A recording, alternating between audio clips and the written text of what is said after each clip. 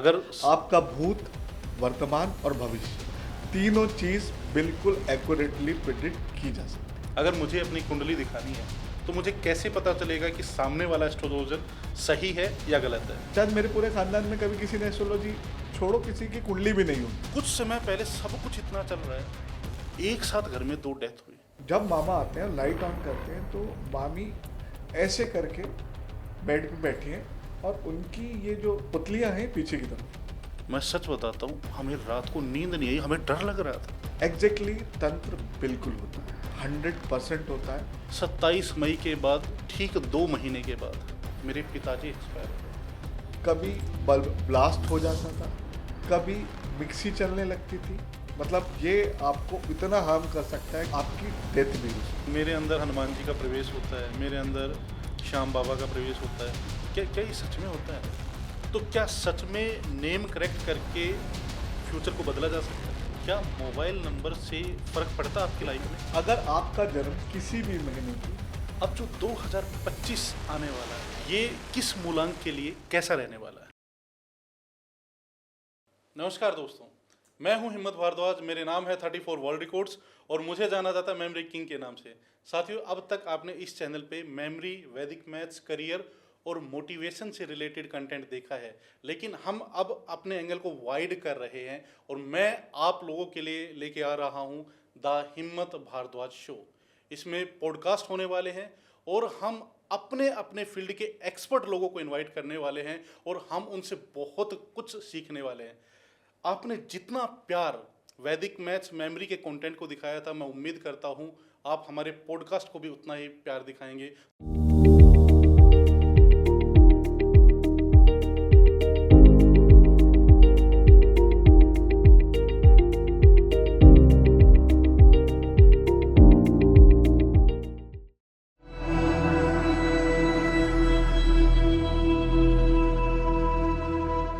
दोस्तों, आज हमारे बीच हैं जाने माने वैदिक एस्ट्रोलॉजर, वास्तु कोच और न्यूमरोलॉजिस्ट संजय साधक जी।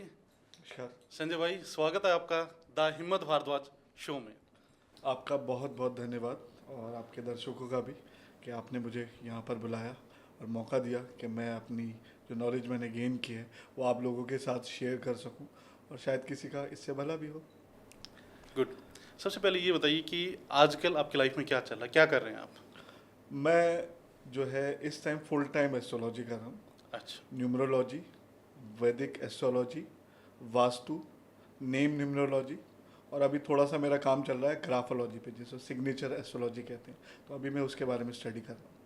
जी, एस्ट्रोलॉजी एक ऐसा सब्जेक्ट है, जब मैं 7th 8th क्लास में था तो मेरा भी इंटरेस्ट था, काफ़ी इंटरेस्ट था बहुत लोगों को इंटरेस्ट। और मैं सीखता भी था इनको। तो मैंने अपना शुरुआत किया था कर्मकांड से। तो 7th क्लास में मैंने हवन पत्ती, विवाह पत्ती, ये सब कुछ याद कर दिया था। सारे नक्षत्र, योग, कर्ण सब कुछ मुझे याद होते थे। ठीक है। तो जब तक मैं करता रहा, लेकिन एक दिन क्या हुआ, मेरे पिताजी को पता चल गया कि मैं इस तरीके से एस्ट्रोलॉजी का काम कर रहा हूँ। तो उन्होंने मुझे बुलाया और बड़ा धमकाया कि इसमें कोई स्कोप नहीं है, कुछ नहीं है, और आगे चल के क्या मंदिरों की घंटी बजानी है। मैं आपसे पूछना चाहता हूँ, क्या आपके पेरेंट्स ने कभी आपको एस्ट्रोलॉजी सीखने से नहीं रोका? बिल्कुल सच बात है। एक्चुअली मैं जिस बैकग्राउंड से आता हूँ, मेरे पूरे खानदान में सब लोग जो है गवर्नमेंट जॉब में, और किसी भी डिपार्टमेंट का हेड बोलेंगे आप तो हो सकता है वो मेरा रिश्तेदार निकले। एक्चुअली आज से 10 साल पहले जो एस्ट्रोलॉजी का स्टेटस था वो था कि कुंडली दिखाओ और 51 रुपये दो। सही बात। और हो गया। लेकिन पिछले 10-15 सालों में यूट्यूब है, इंस्टाग्राम है, टीवी है, इनके माध्यम से जो एस्ट्रोलॉजर्स थे वो धीरे धीरे राइज करने लगे। तो आज किसी को बोलोगे कि आप एस्ट्रोलॉजी में करियर बनाना चाहते हो तो आज शायद आपके पेरेंट्स आपको मना नहीं करेंगे। लेकिन जिस समय मैंने स्टार्ट किया था उस समय ये मतलब बहुत ज़्यादा स्कोप वाला फील्ड नहीं था।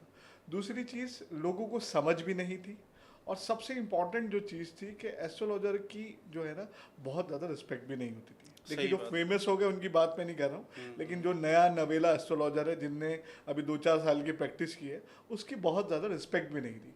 तो मैं अपनी जर्नी बताता हूँ कैसे स्टार्ट हुई। मैं 12 साल की उम्र में या 13 साल की उम्र में एक मेरे फ्रेंड थे, उनके दादाजी से पढ़ने जाता था। हम दोनों ही पढ़ते थे, वो इंजीनियर थे और वो एस्ट्रोलॉजर भी थे। तो हुआ क्या, एक दिन वो हमें पढ़ा के बाहर गए तो हमने देखा कि एक किताब पे ऐसे हाथ वाथ से बने हुए। तो हम दोनों ने देखा और उसको खोल के पढ़ना शुरू कर दिया। वो जब भी बाहर जाते थे हम उस किताब को पढ़ते थे और देखते थे ये ऐसा है, ये ऐसा है। तो एक दिन वो आ गए हमें, उन्होंने देखा ये क्या कर रहे हो तुम, अपना पढ़ाई क्यों नहीं कर रहे।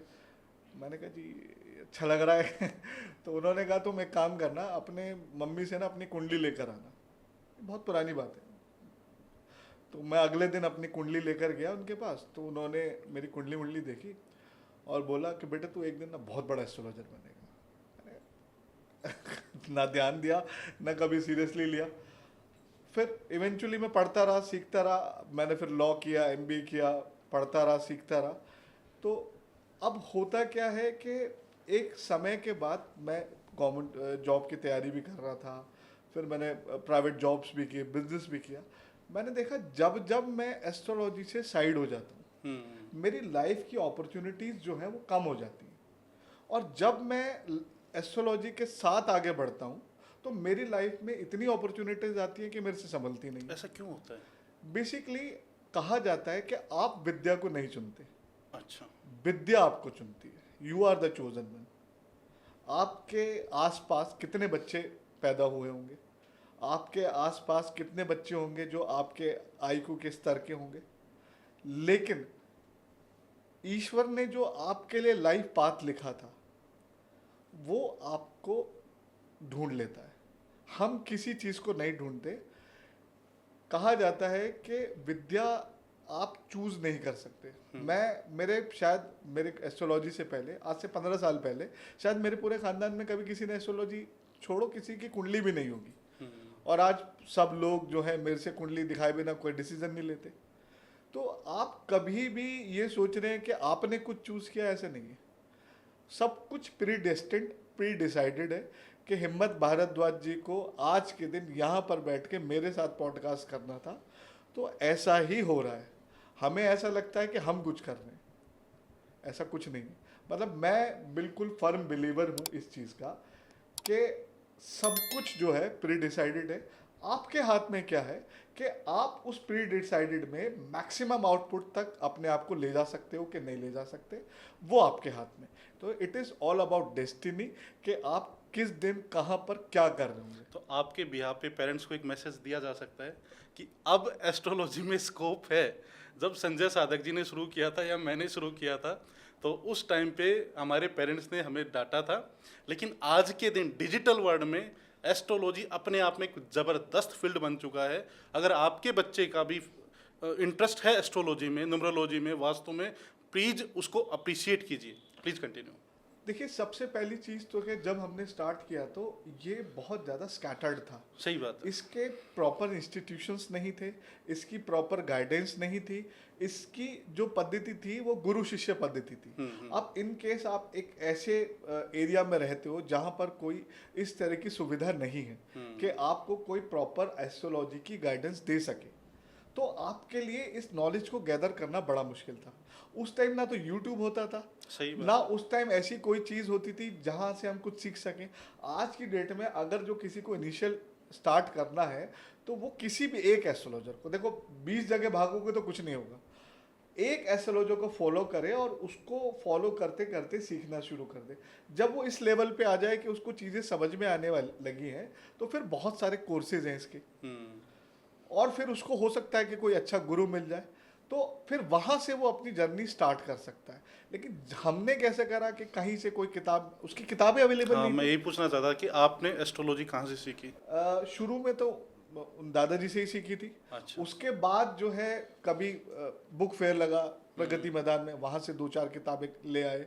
कभी पता चला कि वहाँ पर एक गुरुजी आए, उनके पास 2 घंटे उनके चरणों में बैठ के कुछ सीख लिया। पता लगा हरिद्वार में एक बहुत बड़े ज्योतिषाचार्य हैं, उनके पास चले गए, 2-3 दिन उनके पास रह लिए कि उनसे कुछ सीखने को मिल जाए। तो हमने तो बूंद बूंद करके अपना घड़ा भरा है। मतलब हमारे पास क्या एक गुरु नहीं थे जहाँ से लेकिन आपने, उसके बाद फिर जब क्या कहते हैं डिसाइड कर लिया कि अब तो इसको ही प्रोफेशन बनाना है, फिर इसके लिए प्रॉपर कोचिंग, गाइडिंग सब कुछ किया। तो आप अलग अलग चीज़ें करते हैं, एस्ट्रोलॉजी है, वास्तु है, न्यूमरोलॉजी है, हस्तरेखा है, तो क्या इनके अलग अलग गुरु हैं, मतलब? देखिए, मैं आपको सीरियसली बताऊं, सब चीज़ का ओरिजिन जो है ना, मैं आपको एस्ट्रोलॉजी की शुरुआत बताता हूं। ठीक है। सबसे पहले क्या है कि ऋषि पराशर ने एस्ट्रोनॉमी के हिसाब से प्लेसमेंट ऑफ प्लैनेट को देखा कि एक सन है, उसके चारों तरफ जो है 9 प्लैनेट रिवॉल्व हो रहे हैं। ठीक है। फिर उन्होंने इसको हम भचक्र कहते हैं। भचक्र मतलब ये हमारा यूनिवर्स समझ लीजिए। उन्होंने क्या किया, इसके 12 इक्वल पार्ट्स किए, क्योंकि 360 है, 12 इक्वल पार्ट्स किए। फिर उन्होंने देखा कि इस सर्टेन पार्ट में जब प्लैनेट ट्रांजिट करता है, मतलब जा रहा होता है, तो इसका जो इम्पैक्ट है इंसान पे कैसे आता है। अच्छा। तो उसी ऑब्जर्वेशन को धीरे धीरे धीरे उन्होंने किताबों में लिखा। वही सारी ऑब्जर्वेशंस जो हैं उनकी, या उनको दिव्य शक्ति कह लीजिए, ऑब्जर्वेशन कह लीजिए, उनको फॉलो करते करते आज हम एस्ट्रोलॉजर बन गए। अच्छा। ठीक है, बेसिकली वहाँ से स्टार्ट हुआ। मैं आपको लोग एक सवाल आता है, एस्ट्रोलॉजी काम करती है कि नहीं करती हाँ है? हाँ हाँ, सबसे इम्पोर्टेंट चीज़ बिल्कुल। मैं आपको बताता हूँ। क्योंकि चंद्रमा, काफ़ी सारी भविष्यवाणियाँ, बिल्कुल है ना, वो भी शायद गलत साबित हुई हैं। बिल्कुल बिल्कुल। देखिए, सबसे पहली चीज़ तो क्या है, आप ये समझिए, मैं आपके दर्शकों को बताना चाहूँगा कि चंद्रमा हमसे 4,37,000 कुछ किलोमीटर दूर है, एग्जैक्ट मुझे याद नहीं है। आप पूर्णमासी आती है और चंद्रमा अमावस्या आती है, तो जब पूर्णमासी और अमावस्या आती है तब ज्वार भाटा आता है, बिल्कुल आपने भी पढ़ा होगा। तो आप सोचिए, जो प्लैनेट, जो बल्कि चंद्रमा प्लैनेट भी नहीं, उपग्रह है, जो 4 लाख किलोमीटर दूर हमसे होके समुद्र में पानी को ऊपर नीचे कर रहा है, तो उसका कुछ इम्पैक्ट तो धरती पे आ रहा होगा। और हमारी बॉडी में 72% वाटर है, तो जब चंद्रमा वहाँ ज्वार भाटा ला रहा है तो हम पे क्यों नहीं असर होगा उसका। बिल्कुल बिल्कुल। दूसरी चीज़ क्या है कि आप एक जुपिटर नाम का ग्रह है, जिसे हम गुरु बृहस्पति कहते हैं। कहता है, ज्योतिष की एक सेइंग है कि अगर जो कुंडली में बृहस्पति केंद्र में हो या लगन में हो और अच्छी डिग्निटी में हो, तो कुंडली के लाखों दोषों का वो शमन कर देता है। अभी मैं आपको उसकी प्लेसमेंट बताता हूँ। मान लीजिए ये अर्थ है, ठीक है, और ये जुपिटर है। स्पेस में लाखों करोड़ों एस्टेरॉइड्स जो है वो ऐसे ही फ्रीली मूव कर रहे हैं। जुपिटर का अट्रैक्शन इतना ज्यादा है कि कोई एस्टेरॉइड जो पृथ्वी की तरफ आना होता है, उसके अट्रैक्शन से वो जुपिटर में चला जाता है। अच्छा। और पृथ्वी सेव हो जाती है। ऐसा ही रोल जुपिटर का जो चार्ट में भी है कि अगर जो आपकी कुंडली में जुपिटर जो है बहुत अच्छी डिग्निटी या बहुत अच्छी पोजीशन में हो गया, तो वो कुंडली के लाखों दोषों का शमन कर देता है। बात जस्टिफाइड होगी ना कि जुपिटर जैसे अर्थ का सेवियर है, वो ह्यूमन का भी सेवियर है। अगर जो आपके चार्ट में जुपिटर बहुत अच्छा है या अच्छी डिग्निटी में है, तो आपकी कुंडली के बहुत सारे दोषों को वो खत्म कर देगा। तो इस तरह से हमें लगता है, मतलब इस तरह से ये प्रूव होता है कि एस्ट्रोलॉजी बिल्कुल एग्जैक्ट काम करती है। देखिए, मैं ये मान सकता हूँ कि एस्ट्रोलॉजर झूठा हो सकता है कोई भी। क्योंकि संजय भाई क्या हुआ, एस्ट्रोलॉजर की तादाद इतनी ज़्यादा है, मैं भी हमेशा ये सोचता था कि एस्ट्रोलॉजी गलत है या एस्ट्रोलॉजर गलत है। देखिए, कोई भी साइंस, कोई भी विधा जो इतने सालों तक रिसर्च करके इतनी सारी ऑब्जर्वेशन से बनाई गई है, वो गलत नहीं हो सकती। ये हो सकता है कि उसको बताने वाला, उसको अधूरी नॉलेज हो, उसको अधूरी वो knowledge, बायस्ड हो। हाँ, ये भी है कि हम एक अच्छा एस्ट्रोलॉजर, अगर मुझे अपनी कुंडली दिखानी है तो मुझे कैसे पता चलेगा कि सामने वाला एस्ट्रोलॉजर सही है या गलत है? बहुत बढ़िया सवाल है। इसका सबसे आसान तरीका है, आप किसी एस्ट्रोलॉजर के पास जाइए, उसको अपनी कुंडली दे दीजिए। अच्छा। और ऐसे बैठ जाइए या ऐसे बैठ जाइए, 20 मिनट में वो आपको पता चल जाएगा कि उसको कितना ज्ञान है और कितना उसको ज्ञान नहीं है। कुछ करने की जरूरत ही नहीं है। अगर जो वो 20 मिनट में आपकी लाइफ के बारे में, आपके बिहेवियर, नेचर, सब चीज़ों के बारे में आपको बता देता है, अच्छा, तो इसका मतलब उसने डीप में स्टडी की है। कुंडली से सब कुछ बताया जा सकता सब है। कुछ बताया जाता अगर है। आपका भूत, वर्तमान और भविष्य, तीनों चीज बिल्कुल एक्यूरेटली प्रिडिक्ट की जा सकती है। 100% एस्ट्रोलॉजर को जानकारी होनी चाहिए। जानकारी होनी चाहिए। एस्ट्रोलॉजी की हमने बात की, इसके साथ ही आता है न्यूमरोलॉजी। बिल्कुल। तो न्यूमरोलॉजी क्या है? देखिए, मैंने आपको बताया एस्ट्रोलॉजी जो है वो प्लैनेट्स की गणना है। और आजकल न्यूमरोलॉजी का काफी चलन हो रहा है। न्यूमरोलॉजी का चलन बहुत ज़्यादा है, और न्यूमरोलॉजी जो है वो एस्ट्रोलॉजी की एक छोटी सी ब्रांच है। अच्छा। एस्ट्रोलॉजी समझ लीजिए कि पूरा पूरा ब्रह्मांड उसमें है, न्यूमरोलॉजी जो है उसी का पार्ट है। और आजकल क्या है कि न्यूमरोलॉजी समझने में बहुत आसान है। हाँ हाँ हाँ। वैदिक एस्ट्रोलॉजी अगर जो आप समझने जाओगे ना, तो आपका दिमाग जो है उस लेवल का होना चाहिए कि वो उसको ग्रैस्प कर सके। आप समझिए कि न्यूमरोलॉजी क्या है, कि आप जैसे आज 20 नवंबर है 2024, 24। रात 12 बजे से आज रात 12 बजे तक जितने भी बच्चे पैदा होंगे सबकी न्यूमरोलॉजी सेम होगी। लेकिन अब दो जो जुड़वा बच्चे हैं उनकी भी किस्मत अलग होती है, सही बात है। जिनके टाइम जो है सिर्फ 2 मिनट का अंतर है। हम्म। उसमें क्या होता है, D64 चार्ट एक होता है, वो बदल जाता है, या नमाज बदल जाता है, तो सारा कुछ बदल जाता है। तो आप सोचिए कि न्यूमरोलॉजी जो है वो कहाँ है, और एस्ट्रोलॉजी जो है बिल्कुल पिन पॉइंट एक्यूरेट है। मैं न्यूमरोलॉजी को गलत नहीं बोल रहा, ये बिल्कुल काम करती है। अगर जो आप इसको फॉलो करते हैं, नेम करेक्शन कराते हैं, अच्छी डेट्स पे आप अपनी चीज़ें यूज़ करते हैं, अपने फेवरेबल नंबर्स को आप यूज़ करते हैं, तो ये काम करते हैं और बहुत अच्छा काम करते हैं। लेकिन एस्ट्रोलॉजी जो है वो बिल्कुल एक्यूरेट, वो उससे ज्यादा मतलब वाइड। मैं उसको ज़्यादा प्रेफर करता हूँ। लेकिन न्यूमरोलॉजी जो है सुनने में आसान है, करने में आसान है, समझने में आसान है, तो आज जो है ये ट्रेंडिंग में। अच्छा, इसके साथ वास्तु कोच भी हैं आप, हाँ, तो वास्तु का क्या प्रभाव पड़ता है? देखिए न्यूमरोलॉजी, वास्तु, एस्ट्रोलॉजी, ग्राफोलॉजी, जितनी भी ये ऑकल्ट साइंसेस हैं, इसमें सारी खेल जो है वो है अलाइनमेंट का। जिसका ये ठीक रहता है उसकी लाइफ में प्रॉब्लम्स नहीं आती, जिसका ये अलाइनमेंट खराब हो जाता है उसकी गाड़ी दाएं जाती है, बाएं जाती है, ठुक जाती है। इसी तरह से काम करता है। जी जी। संजय भाई, आप वास्तु कोच भी हैं, तो क्या आप बता सकते हैं कि वास्तु कहाँ से शुरू हुआ था? देखिए पूरी एस्ट्रोलॉजी जो है वो माइथोलॉजिकल स्टोरीज पे बताई गई है। अब मैं इसकी बहुत लंबी स्टोरी है, मैं छोटे में बता देता हूँ क्योंकि इतने पॉडकास्ट पे इतना लंबे।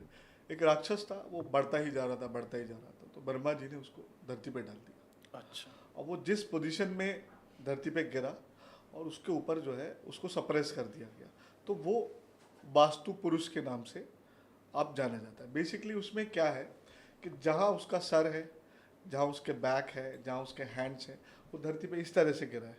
अच्छा। तो उस अलाइनमेंट को जो है हम बेस्ट अलाइनमेंट मानते हैं किसी भी घर के वास्तु के लिए। तो वहाँ से वास्तु का स्टार्ट हुआ। अभी हमें 3 चीज़ें पता चली, एस्ट्रोलॉजी, न्यूमरोलॉजी, वास्तु। एक काफ़ी तंत्र मंत्र के बारे में भी मैंने सुना है, ये तंत्र मंत्र कहाँ से आया है, क्या है? देखिए तंत्र जो है 90% कुंडलियों में तो सब लोग यही कहते हैं कि हमारे ऊपर किसी ने कुछ करा दिया। हाँ हाँ। सबसे कॉमन क्वेश्चन किसी के साथ, अगर किसी को सिंपल यहाँ पे पिंपल भी हो गया ना, तो वो स्पेशली बोलता है कि किसी ने मेरे पे तंत्र करा दिया है क्या। बात क्या है, सच्चाई जो मैं आपको बताता हूँ, एग्जैक्टली तंत्र बिल्कुल होता है, 100% होता है। और ये आपको उतना हार्म कर सकता है कि आप सोच भी नहीं सकते। मतलब ये आपको इतना हार्म कर सकता है कि आप बेड रिडन हो जाएंगे, आप बर्बाद हो जाएंगे, और आपकी डेथ भी हो सकती है। Oh my God. इंटेंशन जो है ना वो बहुत इंपॉर्टेंट चीज़ है। अभी आपकी और मेरी दोनों की लड़ाई होगी, लेकिन मैं बहुत पावरफुल हूँ, बहुत हिसाब किताब है मेरा, आप मेरा डायरेक्टली कुछ नहीं कर सकते। आप क्या करेंगे, किसी ऐसे आदमी के पास जाएंगे जो तंत्र जानता हो, और उसको मेरी कोई चीज़ देंगे और उससे कुछ ऐसा कराएंगे जो मेरे ऑरा में एंटर कर जाएगा, और फिर वो मेरे से डिसीजन खराब कराएगा। कौन सी वो चीज़? आप समझिए सारा यूनिवर्स जो है एनर्जी है, ठीक है ना, मैं बात कर रहा हूँ, आप ये लाइट सब कुछ एनर्जी है। अब आप सोचिए कि एक एनर्जी बॉल है, ठीक है। ठीक है ना, इसको मैंने मैलिफाइड कर दिया, इसमें बुरी इंटेंशन डाल दी, ये आपको हार्म कर सकती है, और ये मैंने आपकी तरफ उछाल दी, और ये आपके ऑरा में एंटर कर गई, ठीक है। अब होगा क्या कि जैसे ही आपके ऑरा में एंटर कर जाएगी, it is like just like a virus, वो धीरे धीरे धीरे धीरे आपकी एनर्जी को सक करना शुरू करेगी। आपके साथ क्या होगा, आपके डिसीजन जो है खराब होने लगेंगे, आपकी हेल्थ खराब होने लगेगी, आपके रिलेशनशिप खराब होने लगेंगे, आपका बिजनेस जॉब जो है वो सब कुछ खराब होने लगेगा। हमारे शरीर से 3 इंच 4 इंच 6 इंच दूर तक एक प्रोटेक्टिव लेयर होती है जिसे हम ऑरा कहते हैं। ऑरा क्या है, जैसे हमारी इम्यूनिटी है वो हमें बाहर के वायरस से या उससे प्रोटेक्ट करती है, ऑरा हमें नेगेटिव एनर्जी, नेगेटिव इंटेंशन या इन सब चीज़ों से प्रोटेक्ट करता है। कई बार ऐसा होता है कि बीमारी की वजह से या जिन लोगों का दिमाग बहुत ज़्यादा वॉलेटाइल रहता है उस वजह से या और भी बहुत सारे रीज़न होते हैं, उनका ऑरा जो है कहीं से क्रैक हो जाता है। यूजुअली राइट शोल्डर या लेफ्ट शोल्डर के आसपास से होता है। जैसे ही आपका ऑरा क्रैक हो जाएगा तो मेरी मेलेफाइड जो एनर्जी है जो मैंने रिचार्ज कराई है या किसी से कराई है वो आपके ऑरा में एंटर करेगी और आपको नुकसान पहुंचाना शुरू कर देगी। इसके बहुत सारे उपचार भी होते हैं, लेकिन 90% केसेस में ये नहीं होता है। तंत्र मंत्र किस चीज पे होता है? तो देखिए, सबसे पहली चीज़ मैं बताऊं, तंत्र करने के लिए जो सबसे इम्पोर्टेंट चीज़ है वो आपके शरीर का कुछ चाहिए। बाल, अच्छा नाखून, सलाइवा, अच्छा और एक चीज़ होती है अंडरवियर या अंडरगारमेंट्स। 90% तंत्रा जो किया जाता है, क्योंकि आपके बाल काटने बड़ा मुश्किल है, नाखून काटना बड़ा मुश्किल है, लेकिन आपके अंडरवियर जो है उसमें आपका ऑरा, क्योंकि मूलाधार चक्र जो है सही वो बात। हमारा एनर्जी सोर्स होता है, ठीक है, और उसकी जो एनर्जी है वो हमारे अंडरगारमेंट्स में होती है। तो आपने सुना होगा कि पुराने जो बुजुर्ग कहते हैं ना कि अंडरवियर वगैरह बाहर मत सुखाया कर। हाँ हाँ हाँ बिल्कुल बिल्कुल। लेकिन उसका एक मेन इंपॉर्टेंट रीज़न ये है कि किसी की कोई मैलिफाइड इंटेंशन होगी और उसने वो आपका चुरा लिया, तो वो आपके अगेंस्ट में इसे एज अ तंत्र यूज़ कर सकता है। मैं इसका एक रियल एक्सपीरियंस बता देता हूँ आपको, मेरे साथ खुद हुआ है। जब मामा आते हैं लाइट ऑन करते हैं तो मामी ऐसे करके बेड पे बैठी हैं और उनकी ये जो पुतलियां हैं पीछे की तरफ, मतलब मेरे को तो यकीन ही नहीं हुआ कि ऐसा कुछ हो रहा है। और मामा उनको ऐसे ऐसे करके मतलब जगाने की कोशिश कर रहे हैं और बहुत देर हो गई, पानी डाल रहे हैं, सब कुछ है तो, और बाकी दूसरे मामा वगैरह आ गए, मम्मी आ गए। अब मैंने भूत के सीरियल वीरियल देखे थे, अब आप पहले जो आते थे, मुझे लगा कि इनको तो कुछ हो गया। तो सडनली क्या हुआ, मामी जो है 5 फुट 3 इंच की, बहुत थिन सी थी, मामा अट्टे कट्टे थे मेरे जैसे या मुझसे। मामी ने उनके एक चांटा मारा, चटाक, और मामा जो है पीछे जाके पड़े।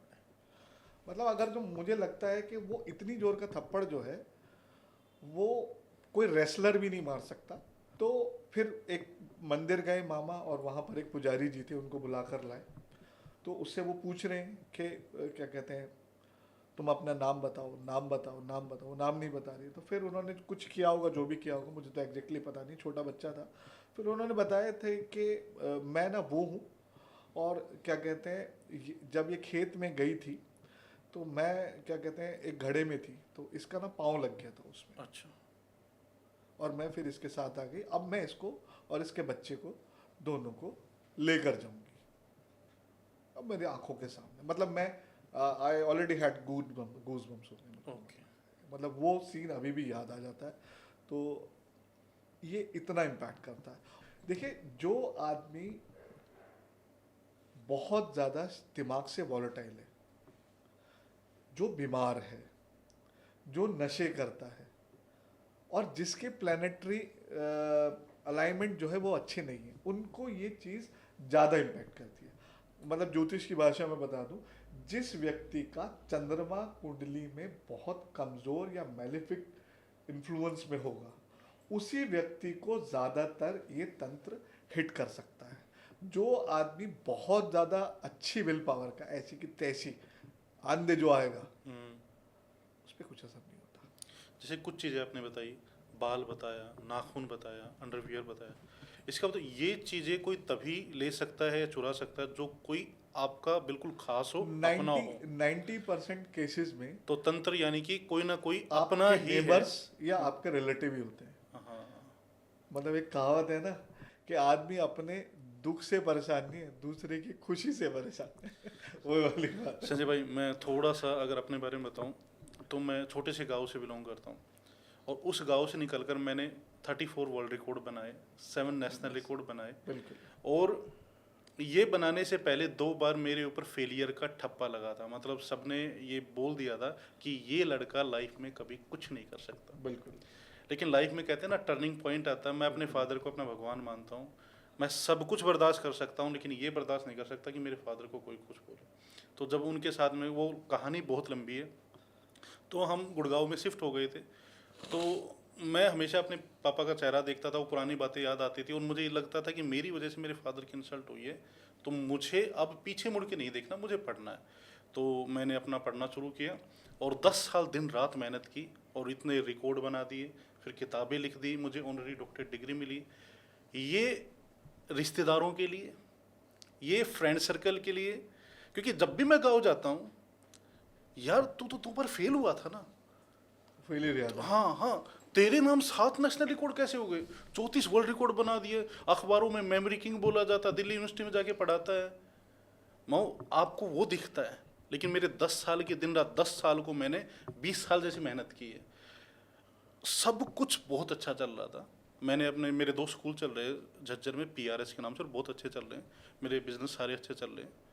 हंसते खेलते परिवार में मार्च 2023 में मेरा बेटा है, उसका नाम विनायक है। विनायक मेरी दादी के पास खेल रहा था। मेरी दादी की एज 80 साल के आसपास, और बिल्कुल डेली योगा करती है, मतलब कोई बता ही नहीं सकता कि ये जो लेडी है अगले 10 साल तक हिलने वाली है।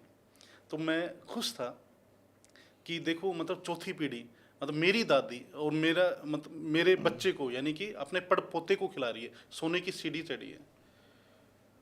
कुछ दिन के बाद अचानक 27 मई को वो एक्सपायर हो जाती। फिर मुझे लगा कि कोई बात नहीं, उनकी एज थी, लेकिन कुछ बीमारी तो हो। वो तो बिल्कुल हट्टी कट्टी थी, मतलब घूमती फिरती थी और अच्छे से, वो मैंने डाइजेस्ट कर लिया। 27 मई के बाद ठीक 2 महीने के बाद 2 अगस्त को मेरे पिताजी एक्सपायर हो जाते हैं। कुछ समय पहले सब कुछ इतना चल रहा है, एक साथ घर में 2 डेथ हुई। तो हम आपस में घर में बैठे कि मतलब सोचने समझने की शक्ति खराब हो गई, और लगा कि किसी ने हमें सजेस्ट भी किया कि भाई शायद आपके घर पे ना किसी ने कुछ कराया है, कुछ ना कुछ कराया है। मैं मानता नहीं इन चीज़ों को, भाई ऐसे कोई क्या करा सकता है। लेकिन जो आपकी बातें जैसे अब मैंने सुनी, जिस दिन मैं पापा को घर लेके आया, तो जो हमारा वो जो जीना है, तो जीने पे दादी जो है ना, जैसे दादी चढ़ती थी, पहली बार मैंने देखा पापा कह रहे कि मुझे दादी जैसे चढ़ना है। मैं, पापा क्यों, दादी जैसे क्यों चढ़ना, आप तो चढ़ जाओ आराम से।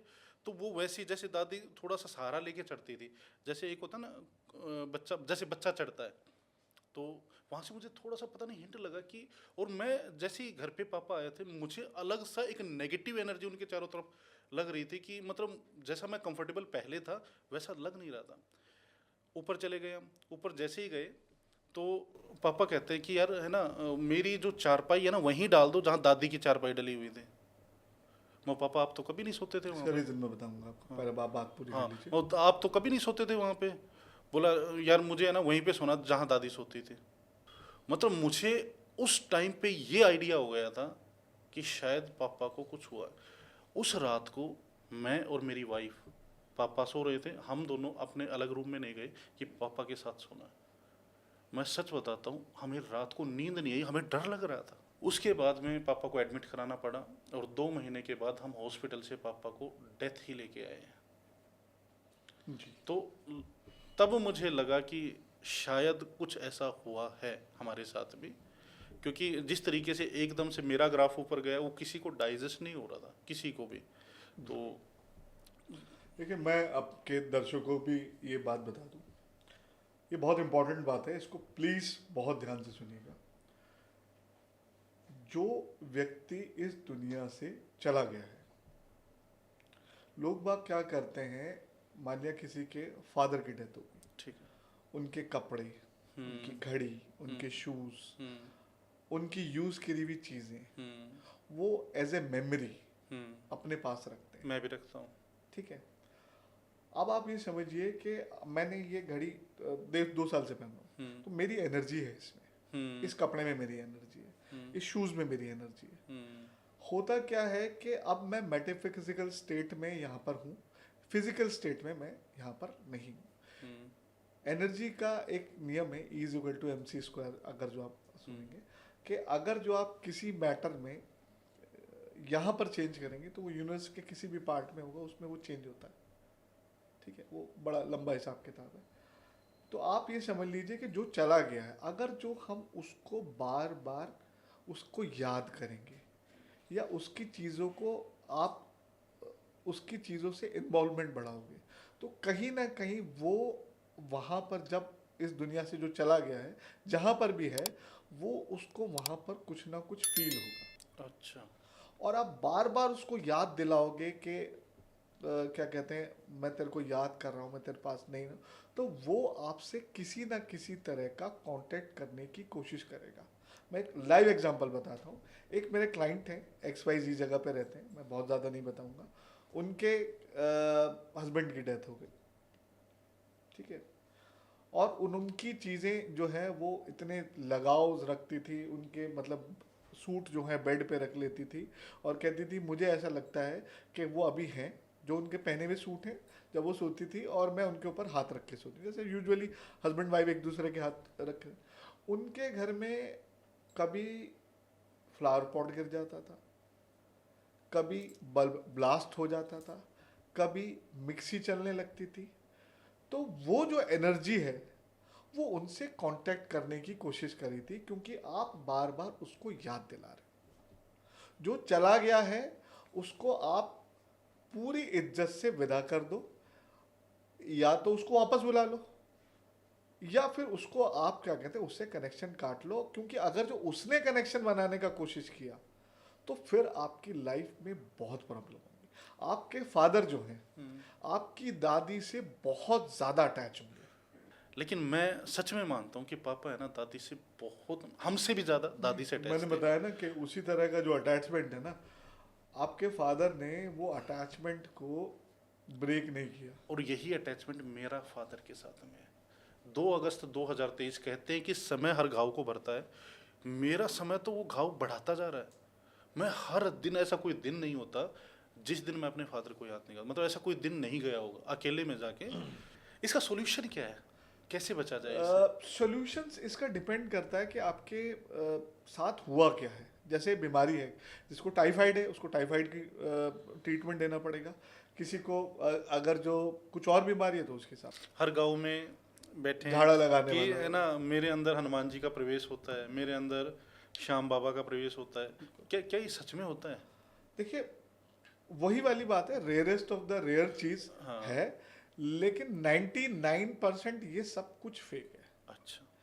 अब देखिए होता क्या है कि एक इंसिडेंट किसी के साथ रियल होगा ना, उसके साथ जो है बहुत सारे लोग वो कॉपी कर लेंगे। तो ये प्लीज है ना, आप भी इस चीज़ को समझिए कि ब्लैक मैजिक होता है। मानना ना मानना मतलब कि हम इस एटीट्यूड में रहे कि ये चीज़ नहीं होती, ये चीज़ सच में होती है। ये संजय भाई का भी एक्सपीरियंस है, ये मेरा खुद का भी एक्सपीरियंस है। मैं भी नहीं मानता था, लेकिन 2023 में मैं इस चीज़ को झेल चुका हूँ। तो ये सच में होती है। प्लीज़ इस चीज़ से सावधान रहने की कोशिश करें। चलिए मैं इसके थोड़े से इलाज बता देता हूँ।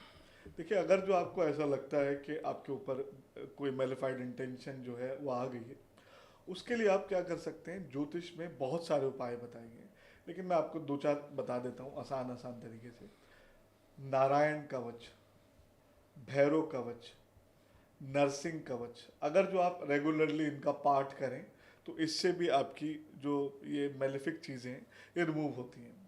हनुमान जी एक ऐसे देवता है, अगर जो आप उनकी रेगुलर पूजा करते हैं तो उससे भी ये चीज़ें कम होती हैं।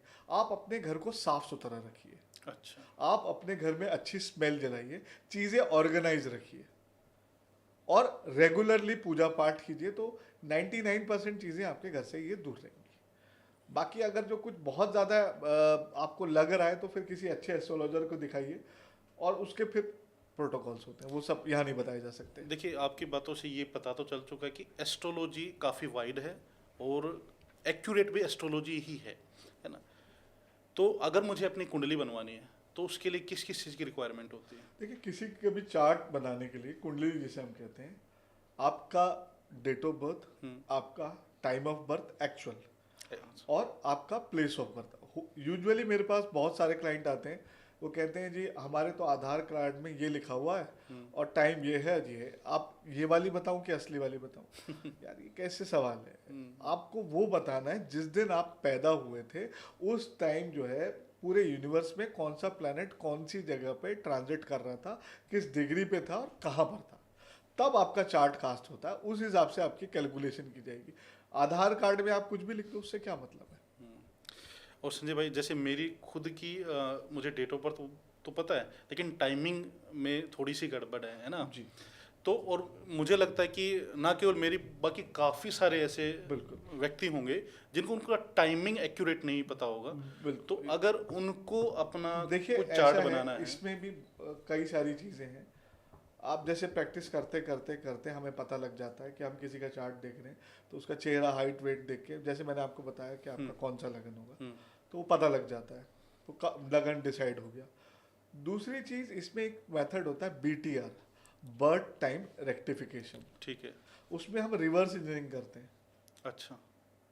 आपके इवेंट्स देखेंगे, हाँ। जैसे आपकी शादी, बच्चा, ग्रेजुएशन, और उसके बाद फिर हम आपका टाइम जो है वो काफ़ी 99% तक हम ठीक निकाल लेते हैं।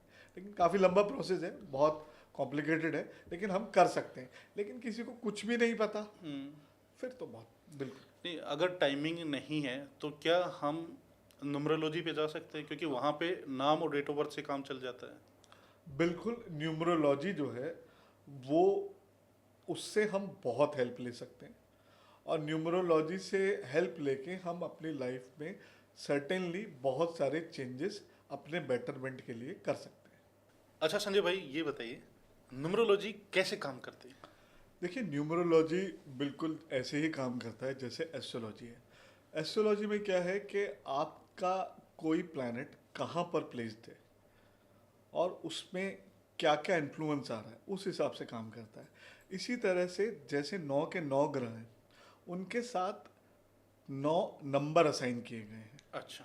और उनका रोल जो है आपकी लाइफ में ऐसे ही है जैसे वो ग्रह आपके चार्ट में आपको इन्फ्लुएंस कर रहे हैं, इसी तरह से नंबर्स भी आपको इन्फ्लुएंस करते हैं। इसमें कई सारी चीज़ें आती हैं। इसमें 3 मेन चीज़ होती हैं। एक होता है आपका ड्राइवर, एक होता है आपका कंडक्टर, और एक होता है आपका डेस्टिनी नंबर। ठीक है। ठीक है, मैं आपको बहुत आसान, जो भी दर्शक हैं उनके बारे में बताता हूँ। 1 से लेकर 9 जो हैं वो नंबर्स हैं। ठीक है।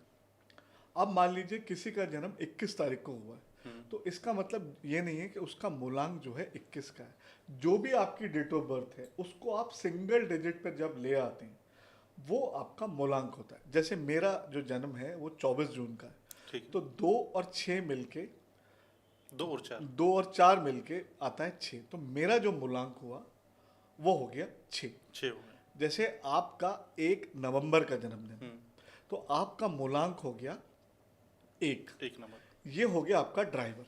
कंडक्टर कैसे निकलेगा? आपका पूरा डेट ऑफ बर्थ को हम जोड़ेंगे, जैसे मेरी डेट ऑफ बर्थ है 1 नवंबर 1988, तो आप इसको जोड़ लीजिए, आपका कंडक्टर आ जाएगा। क्या कंडक्टर आएगा आपका? तो 1 नवंबर 1 3 1 1 नवंबर 1988, तो 3 4 9 और 4 13, 13 और 8 21 21 और 29, 29 2 और 9, हाँ, यानी तो कि आपका जो मूलांक हुआ, यानी कि जो आपका ड्राइवर हुआ वो तो हुआ 1, और आपका जो कंडक्टर हुआ वो हुआ 2। ठीक है। ठीक है ना, इस तरह से काम करता है। तो चलिए मैं आपको एस्ट्रोलॉजी के नंबर्स के बारे में थोड़ा सा एक्सप्लेन करता हूँ, 1 से लेकर 9 तक। हाँ, इनका क्या नेचर रहता है? इनका क्या नेचर रहता है, इनके क्या मेरिट्स डीमेरिट्स होते हैं, ठीक और है। क्या रेमेडीज से इनको फर्क पड़ता है। सबसे पहले बात करेंगे हम सूर्य की। अगर आपका जन्म किसी भी महीने की 1 तारीख, 10 तारीख, 19 तारीख या 28 तारीख को हुआ है, तो आपका मूलांक बनता है 1। 1 जो है वो, उसका जो रूलिंग प्लैनेट है वो है सन, और सन जो है it is the king of solar system, 9 के 9 ग्रहों का राजा है। तो सबसे पहली जो क्वालिटीज़ इसमें देखी जाती है 1 नंबर वालों में, वो देखी जाती है लीडरशिप क्वालिटी। जितने भी 1 नंबर वाले लोग हैं जिनका मूलांक 1 है, वो अपने कास्ट, क्रीड, एनवायरनमेंट या किसी भी स्तर पे हों, वो जिस भी जगह पर होंगे वहाँ पर उनका जो स्टेटस होगा वो किंग वाला होगा, मतलब वो वहाँ पर रूल करेंगे। ध्यान से सुनिएगा, जिनका मूलांक 1 है वो ध्यान से सुनिएगा आपकी पावर्स क्या क्या है। आपका भी एक है ना, तो आप अपने फील्ड में नंबर 1 है ना, तो नंबर 1 जो है वो नंबर 1 है। फिर दूसरी चीज़ इनमें आ जाती है, इनका कॉन्फिडेंस बहुत अच्छा होता है। तीसरी चीज़ जो इनमें सबसे इम्पॉर्टेंट होती है, इनकी इनिशिएशन स्किल्स। किसी भी चीज़ को स्टार्ट करने के लिए हमें जो एनर्जी बर्स्ट चाहिए वो 1 नंबर में होता है। दूसरी चीज़ इनका जो सबसे इम्पॉर्टेंट मैंने चीज़ देखी है, 1 नंबर वाला जो व्यक्ति होगा वो कभी भी टेंडेंसी नहीं रखेगा लेने की। They always wanted to give. राजा कभी लेने की उम्मीद नहीं रखता, राजा हमेशा देने की उम्मीद थैंक रखता। You so much. तो 1 नंबर वाला जिस भी स्थान पे होगा, अब जैसे मुकेश अंबानी जी हैं, उनका 19 अप्रैल एक है ना। बिल गेट्स हैं, उनका 28 अक्टूबर है, उनका भी एक आ गया। ठीक है। और ऐसे ही ऋतिक रोशन है, उनका 10 जनवरी है। तो अपने अपने फील्ड में सब लीडिंग उसमें है ना। तो जहां पर भी आप हैं, अगर जो आप नंबर 1 से हैं, तो आप किसी ना किसी टाइम पे वहां पर डोमिनेटिंग लीडरशिप वाली पोजीशन में आ जाएंगे। ठीक है। ये तो इनकी क्वालिटीज हो गई। डीमेरिट्स इनके साथ सबसे ज्यादा होता है, एक तो इनको ईगो की बड़ी प्रॉब्लम होती है।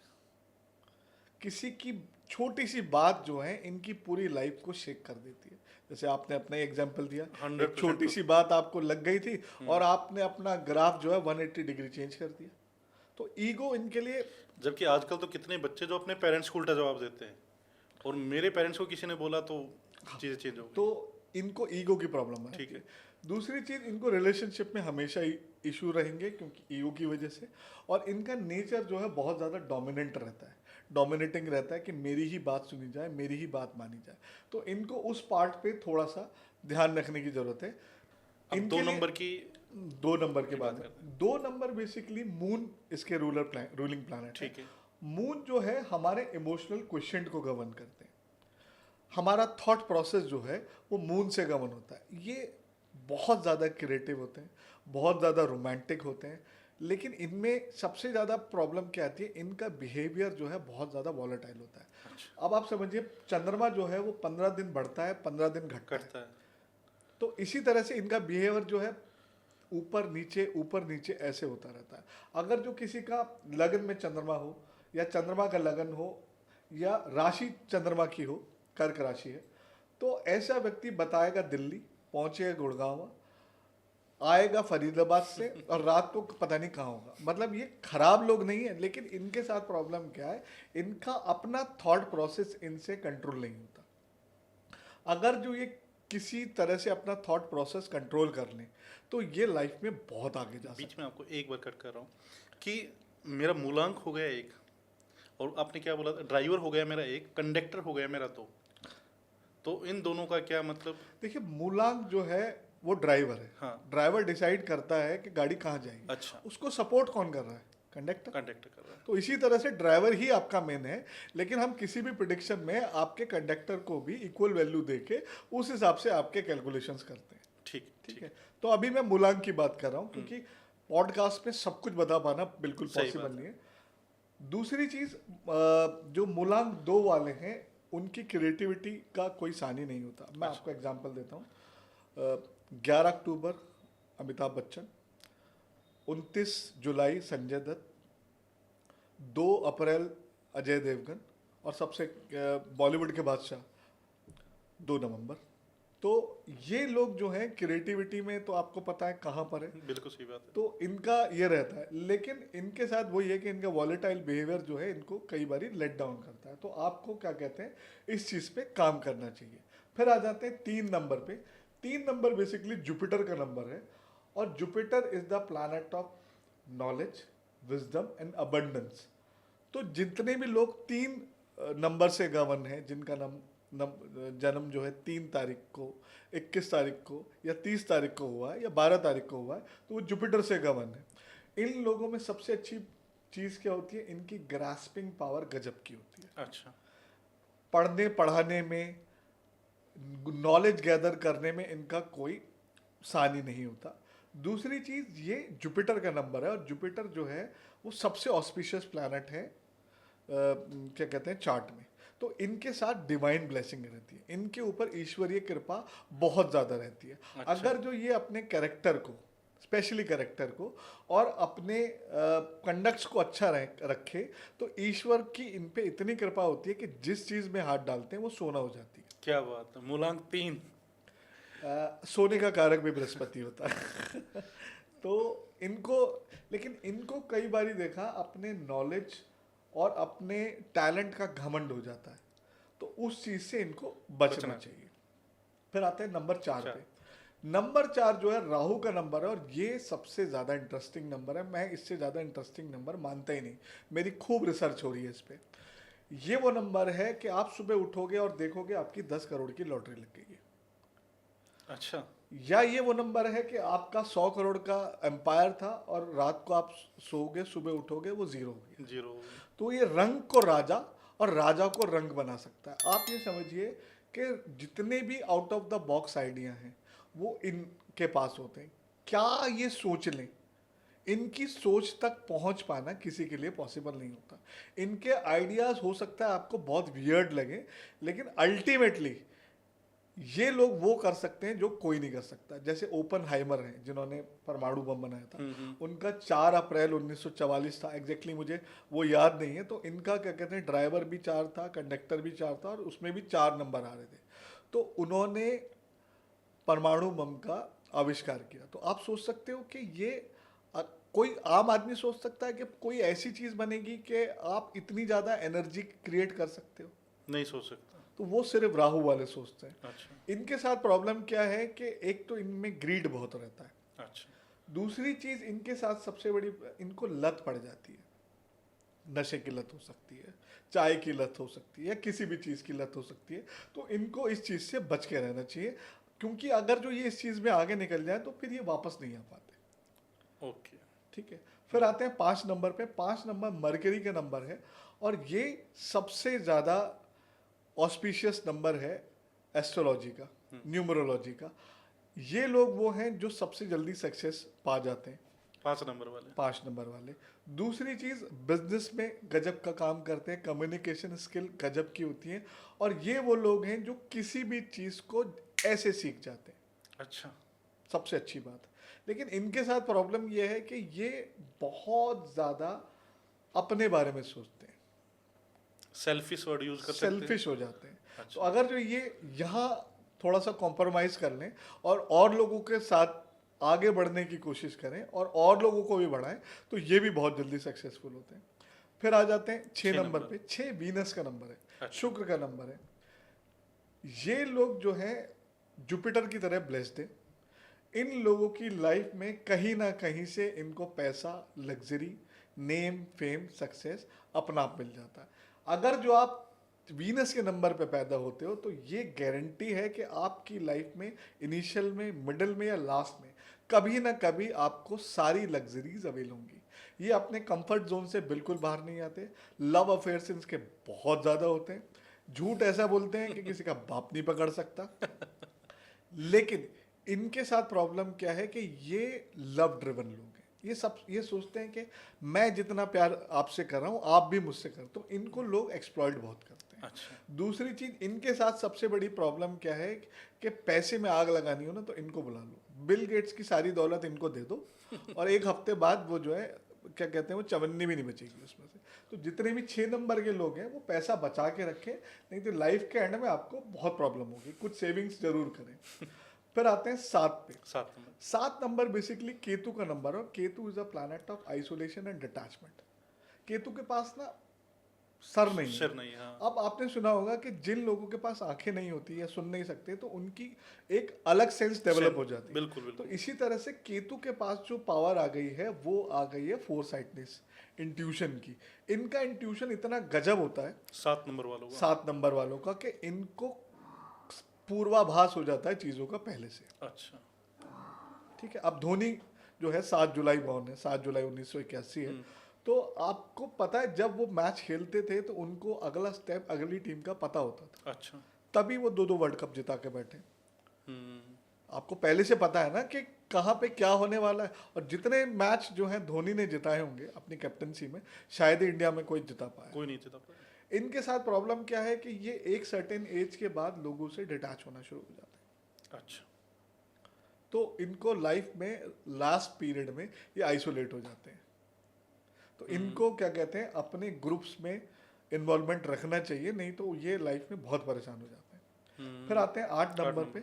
8 नंबर सैटर्न का नंबर है और ये सगल का नंबर है। ये कोई भी चीज़ आपको आसानी से लाइफ में नहीं मिलेगी। आप अगर जो 100 जूल मेहनत करेंगे तो आपको जो रिजल्ट मिलेगा वो 80 मिलेगा, या हो सकता है 50 मिले, वो डिपेंड करता है सैटर्न की placement.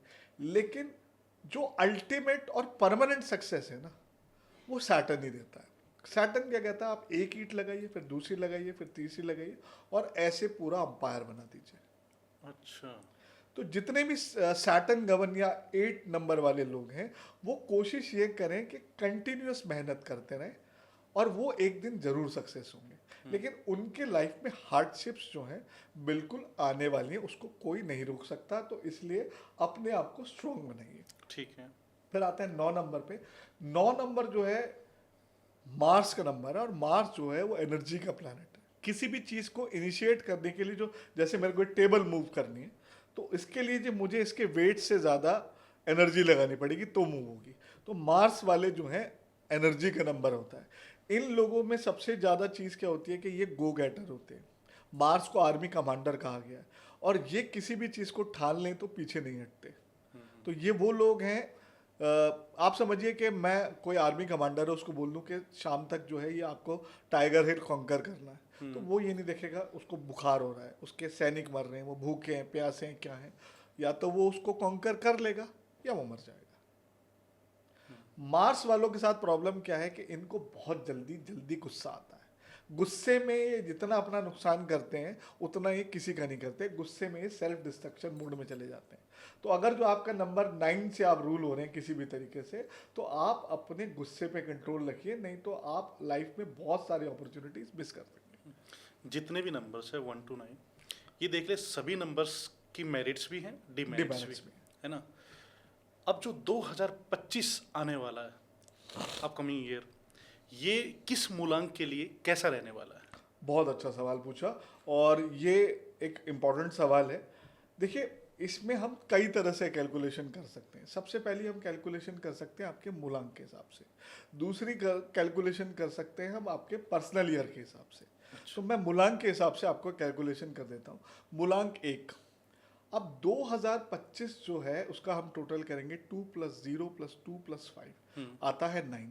9 I told you it is the number of Mars. Mars जो है आर्मी कमांडर है। ठीक है। ठीक है। तो राजा कौन है? 1 नंबर।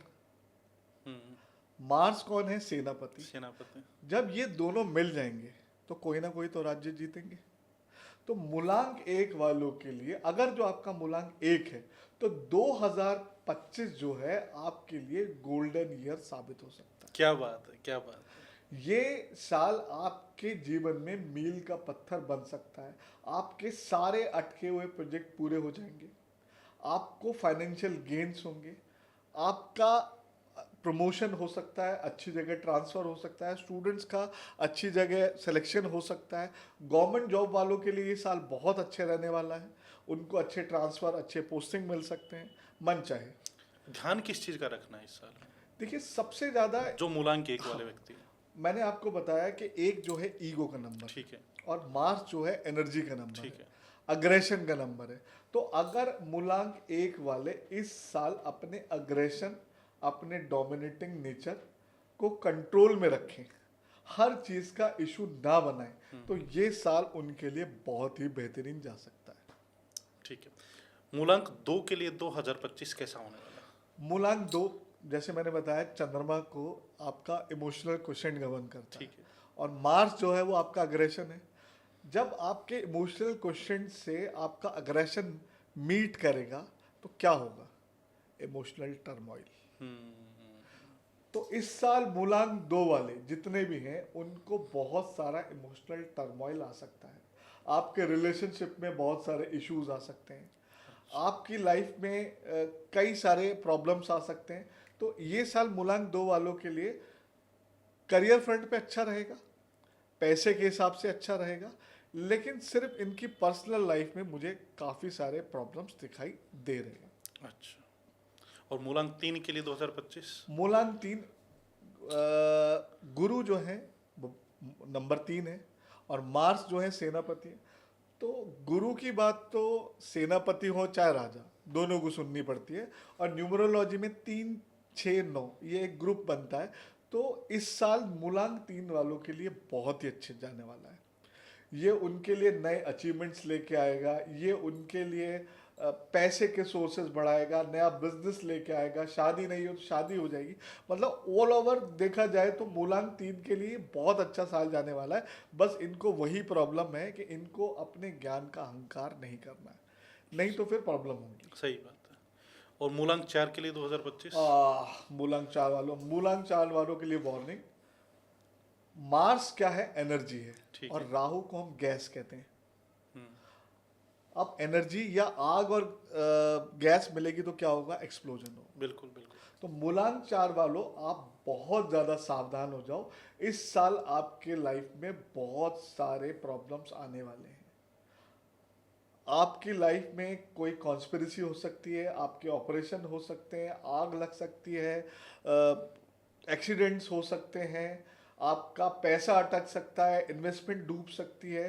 तो ये साल तो आपके सर्वाइवल का साल है, आप अपने आप को बचा के रखो, नहीं तो ये साल आपको बहुत ज़्यादा नुकसान कर सकता है। इस साल आपको बहुत फूंक फूंक के कदम रखने हैं, नहीं तो आपकी लाइफ में बहुत सारी प्रॉब्लम्स ये साल ला सकता है। अब इसमें भी एक पेच हो जाता है।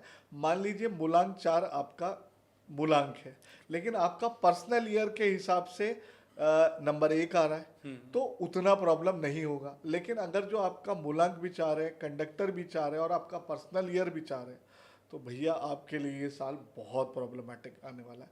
और स्पेशली अगर जो आपकी कुंडली में राहु खराब है, या राहु की दशा अंतरदशा चल रही है, तो ये साल तो आपको बहुत सोच समझ के चलना पड़ेगा। किसी अच्छे एस्ट्रोलॉजर को जाके कंसल्ट कीजिए, उससे पूछ के रेमेडीज कीजिए, नहीं तो ये साल आपको बहुत प्रॉब्लम दे सकता है। मूलांक 4 वालों के लिए। मूलांक 4, अब बात करते हैं मूलांक 5 की। मूलांक 5 जो है वो मरकरी का नंबर है, और मरकरी जो है ट्रेडर है, और मार्स जो है सेनापति है। इन दोनों की आपस में बहुत ज़्यादा इंटरेस्टिंग स्टोरी नहीं बन सकती, क्योंकि इसको सिर्फ प्रॉफिट चाहिए, और इसको देश सेवा भी करनी है, प्रोटेक्शन भी करनी है। लेकिन मार्स जो है एनर्जी का कारक है, तो मूलांक 5 वालों के साथ हो सकता है कि बिजनेस में बहुत सारी ग्रोथ हो जाए, नए ऑर्डर्स मिल जाए। लेकिन ये साल इनके लिए स्किन की एलर्जी लेके आएगा, ब्रोंकल्स की इश्यूज लेके आएगा। तो कुल मिला के हेल्थ के इश्यूज मूलांक 5 वालों को इस साल होने वाले हैं। करियर फ्रंट पे मूलांक 5 वालों के लिए ये साल अच्छा रहने वाला है। उनको अपॉर्चुनिटीज़ मिल सकती हैं, उनके नए बिजनेस शुरू हो सकते हैं, उनकी शादी हो सकती है। लेकिन हेल्थ के इश्यूज उनको प्रोमिनेंट दिखाई दे रहे हैं। अब बात करते हैं मूलांक 6 की। मूलांक 6 जो है वो वीनस का नंबर है, और मार्स मैंने बताया 3, 6, 9 जो है एक ग्रुप बनता है ये जो एस्ट्रोलॉजी। ग्रुप है ये शायद राजयोग का ग्रुप भी है। हाँ, इसमें कई सारे ग्रुप बनते हैं। 1, 4, 7 का ग्रुप बनता है, 3, 6, 9 का ग्रुप बनता है। तो ये 5 ग्रुप होते हैं। इसके बारे में कभी अलग से डिस्कस ठीक है, करेंगे। ठीक है। तो ये साल जो जितने भी मूलांक 6 से गवर्न लोग हैं, उनके लिए बहुत अच्छा जाने वाला है। अच्छा। हर फ्रंट पे फायदा होगा, लेकिन उनके साथ वही है कि मूलांक 6 वाले बहुत ज़्यादा रोमांटिक होते हैं, तो ये मल्टीपल रिलेशनशिप के चक्कर में जाके बहुत प्रॉब्लम में आ सकते हैं। तो ठीक थोड़ा है। सा ध्यान रखने वाली बात है। बात करते हैं 7 की।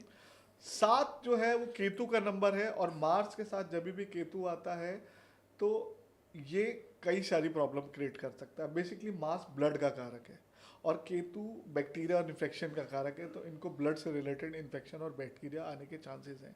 लेकिन करियर फ्रंट पे ये साल इनके लिए अच्छा रह सकता है। रिलेशनशिप में इनको भी इशू आएगा। अच्छा। ठीक है, और बाकी बिजनेस वगैरह सब चीज़ों के लिए बहुत अच्छा रहने वाला है, उसमें कोई प्रॉब्लम नहीं है। 8 की बात कर लेते हैं। 8 नंबर के लिए ये साल स्ट्रगल का है। वो 4 वाला है ना? हाँ, ठीक है। क्योंकि एक सैटर्न है हम्म, और एक मार्स है। मार्स सैटर्न की एक्सप्लेनेशन ऐसे दी गई है एस्ट्रोलॉजी में कि एक 60-70 साल का बुढ़ा है जिसको बहुत ज़्यादा एक्सपीरियंस है, जो धीरे धीरे काम करता है और जो हर चीज़ प्लान करता है। मार्स का एक्सप्लेनेशन है कि एक 23-24 साल का लड़का है, दोनों हाथों में तलवार है, चेहरा लाल है और एकदम लड़ने को तैयार है। लड़ने को तैयार का मतलब वो गो गेटर है। और मार्स सैटर्न जो है वो प्लान करके काम करता है। तो ये दोनों एनर्जी बिल्कुल अपोजिट है। तो जिनका भी मूलांक 8 है उनकी लाइफ में काफ़ी प्रॉब्लम आने वाली है। तो आप लोगों को ध्यान रखना है कि बजरंग बली की पूजा करें और जो है किसी अच्छे एस्ट्रोलॉजर से कंसल्ट कर लें, नहीं तो ये साल 2025 आपको काफ़ी प्रॉब्लम दे सकता है। प्लीज ध्यान रखिएगा इस चीज का। अब बात मूलांक 9 की ओर कर लेते हैं। मूलांक 9 वालों के लिए ये ईयर 9 है, तो जितना अच्छा ये 1 वालों के लिए जाने वाला है उतना ही अच्छा ये 9 वालों के लिए जाने वाला है। 9 वालों को नए प्रोजेक्ट्स मिलेंगे, उनकी शादी होगी, बिजनेस में अच्छा रहेगा और बहुत सारी अच्छी चीज़ें उनके साथ आएंगी। बस उनको क्या करना है, अपनी अग्रेशन को कंट्रोल करना है। अगर जो आप अपने अग्रेशन को कंट्रोल नहीं करेंगे तो सारी अपॉर्चुनिटीज़ आपके हाथ से फिसल तो जाएंगी। 2025 1 से लेकर 9 जो मूलांक है उनकी हमने बात की, तो सबसे बेस्ट आपके अकॉर्डिंग या तो 1 नंबर का होने वाला है या 9 नंबर का होने वाला है। 1, 3, 9, 1, 3, 9। 6 के लिए भी अच्छा रहने वाला है। स्ट्रगल जो है वो या तो 4 के 4 लिए और 8 या 8 के लिए। बिल्कुल इनके लिए ठीक बहुत है। प्रॉब्लम रहेगा। संजय भाई, आजकल नेम करेक्शन का काफ़ी चल रहा है ना? तो क्या सच में नेम करेक्ट करके फ्यूचर को बदला जा सकता है? देखिए, फ्यूचर तो दुनिया में कोई आदमी किसी भी चीज़ से नहीं बदल सकता, लेकिन आप क्या कर सकते हैं, आप चीज़ों को अलाइन करके आसान बना सकते हैं, अच्छा। अपना स्ट्रगल कम कर सकते हैं और जो आपको सक्सेस लेट मिलने वाली है वो अर्ली मिल सकती है। ठीक है। लेकिन मैं आपको कहूँ कि आप अपना नाम मुकेश अंबानी रख लीजिए या मैं रख लूँ, हाँ। तो हम रिलायंस ग्रुप के चेयरमैन नहीं बन सकते। सही बात है। ठीक है ना? अब आप समझिए कि जैसे आपको बताया कि आपका मूलांक 1 है, आपके फेवरेबल नंबर हैं 1, 3, 9। ठीक है। आसान सी भाषा में बोलता हूँ, बहुत ज़्यादा कॉम्प्लिकेटेड नहीं करूँगा। तो आप मान लिया कोई फैक्ट्री लगा रहे हैं, अगर जो आप उस फैक्ट्री की स्पेलिंग जो है आपकी 1, 3 या 9 पे आएगी, तो उसके चलने के चांसेस ज़्यादा हो जाएंगे। ठीक है ना? तो इसी तरह से आप क्या कहते हैं, नया घर गृह प्रवेश कर रहे हैं और अगर जो आप 1, 3, 9 में उसमें गृह प्रवेश करेंगे तो पॉजिटिव एनर्जी के साथ उसके घर में जाएंगे। आप अपने एंटी नंबर्स में उसमें इनिशियल नहीं करेंगे। तो न्यूमरोलॉजी बिल्कुल काम करता है और आपके जो मूलांक से, आपके ड्राइवर और कंडक्टर से जो भी कंपैटिबल चीज़ें हैं, अगर जो आप उनका लाइफ में ठीक से यूज़ करने शुरू कर दें तो आपकी लाइफ से ऑब्स्टिकल दूर हो सकते हैं, आपकी लाइफ में हैसल नहीं आएगा और आपको एक, जिसे कहते हैं ना, शेयर ऑफ लक, वो मिल जाता है। तो चीज़ें आपके लिए स्मूथ हो जाएंगी और ये बहुत काम करता है। अजय देवगन है, ऋतिक रोशन है, काजोल है, बहुत सारे सेलिब्रिटीज ने अपने नाम चेंज किए हैं और उनको बहुत ज़्यादा फला है ये।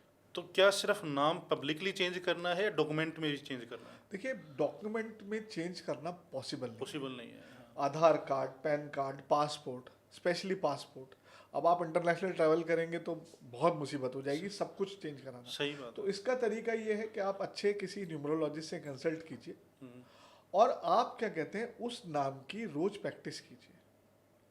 थोड़े दिनों में उस नाम की वाइब्रेशन जो है आपके ऑरा में आने लगेगी और फिर क्या कहते हैं, आपको उसका बेनिफिट होने लगेगा। डेली प्रैक्टिस करनी पड़ेगी। दूसरा, आप काम क्या कर सकते हैं, मान लीजिए आपका नाम विजय है और आपके न्यूमरोलॉजी के हिसाब से कंपैटिबल नहीं हो रहा है, तो आप अपने घर पे दूसरा नाम रख सकते हैं जो आपकी न्यूमरोलॉजी से कंपैटिबल हो। तो जैसे जैसे वो नाम पुकारा जाएगा आपके ऑरा में उसकी एनर्जी बढ़ जाएगी और आपकी लाइफ में चेंजेस आने शुरू हो जाएंगे। लेकिन पूरे डॉक्यूमेंट्स में चेंज कराना मैं सजेस्ट नहीं करता किसी को भी। ठीक है। आजकल मोबाइल नंबर का भी चल रहा है। बिल्कुल। क्या मोबाइल नंबर से फर्क पड़ता है आपकी लाइफ में? मोबाइल मेरे ख्याल से ऑक्सीजन के बाद अब अगली वही चीज़ है जिसके बिना हम नहीं रह सकते। सही बात है। पानी, खाना और हवा के बाद मोबाइल ही रह गया है, बाकी सबके साथ हम रह सकते हैं।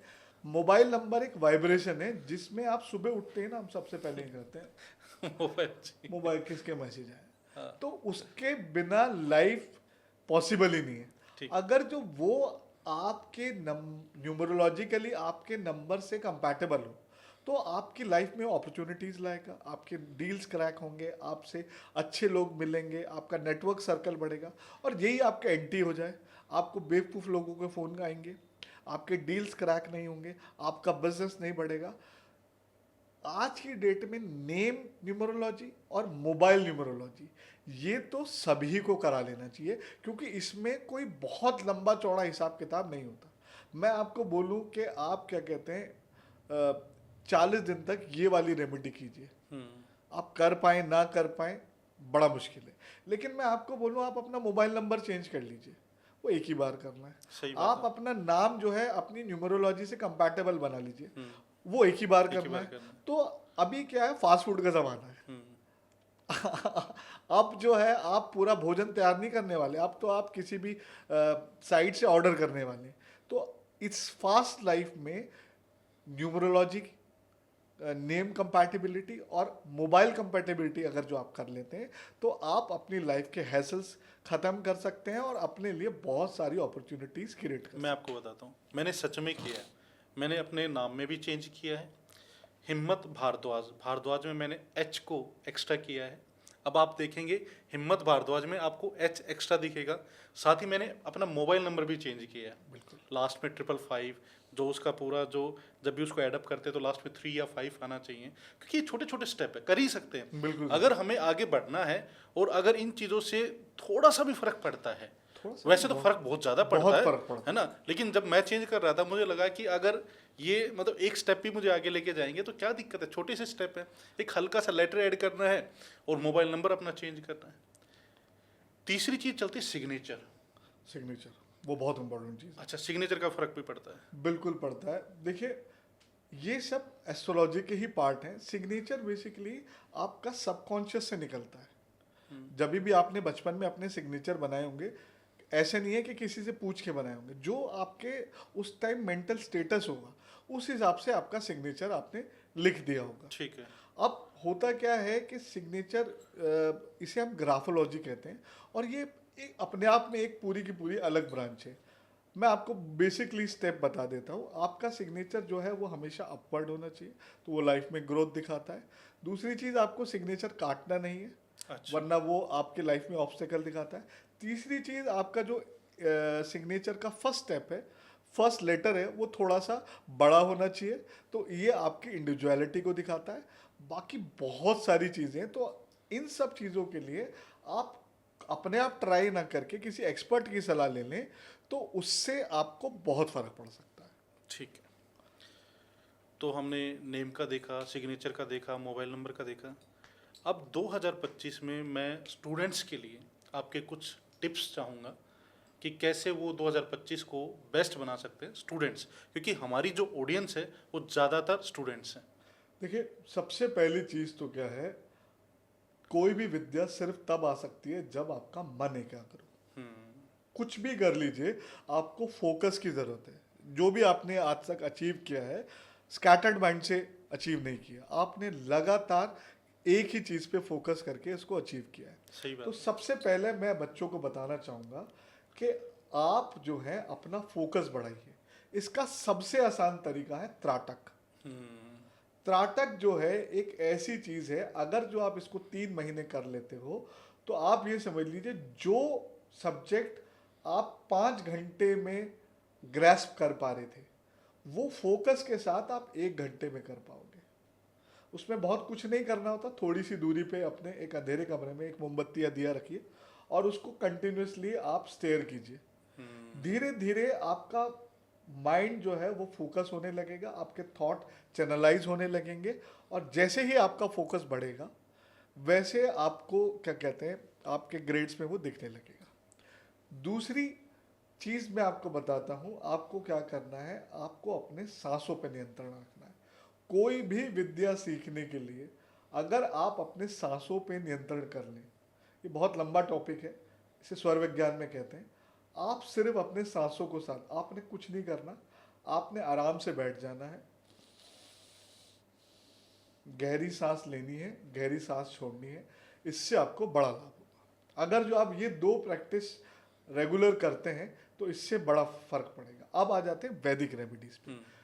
जुपिटर जो है वो ज्ञान के कारक है। तो सबसे पहली चीज क्या है कि आपके गुरु, अगर कोई व्यक्ति, कोई स्टूडेंट अपने गुरु का दिल से आदर करता है तो उसका आशीर्वाद उसे मिलेगा और उसकी लाइफ में वो चीज़ आपको दिखाई देगी। पहली चीज़ तो आपको ये करनी है। दूसरी चीज़, छोटी छोटी रेमेडीज आप कर सकते हैं जो भी स्टूडेंट है, मतलब मैं कॉमन बताऊंगा क्योंकि सबके चार्ट अलग होते हैं, जुपिटर की प्लेसमेंट अलग होती है। सबसे पहले आप क्या काम कीजिए, आप नहाने वाले पानी में एक चुटकी हल्दी डालिए और उससे नहाना शुरू कीजिए। इससे आपके जुपिटर की पावर बढ़ेगी। दूसरा आप क्या कर सकते हैं, कच्चा सूत आता है, कच्चा सूत बहुत आता है, इजीली बिल्कुल। मिल जाता है। आप क्या कीजिए, थोड़ा सा केसर लीजिए और उसे पानी में घोल लीजिए और उसमें कच्चा सूत डाल दीजिए और फिर बृहस्पतिवार के दिन अपने सीधे हाथ पर उसे ओम ग्राम ग्रीम ग्रोम से गुरुवे नमः ये बोलते हुए 5 बार अपने सीधे हाथ पे लपेट लीजिए। इससे भी आपका जुपिटर अच्छा होगा। दूसरी चीज, चंद्रमा जो है मन के कारक है, तो आप भगवान शिव पे जल अर्पित कीजिए, इससे आप और फोकस होंगे। फिर आ जाते हैं बुध पे, क्योंकि बुद्धि का कारक तो बुध है। सही बात है। सबसे पहली चीज तो आप ग्रीनरी में जाइए। अगर जो आप चाहे तो आप पार्क में चल सकते हैं नंगे पाँव, ये बहुत अच्छा रहता है।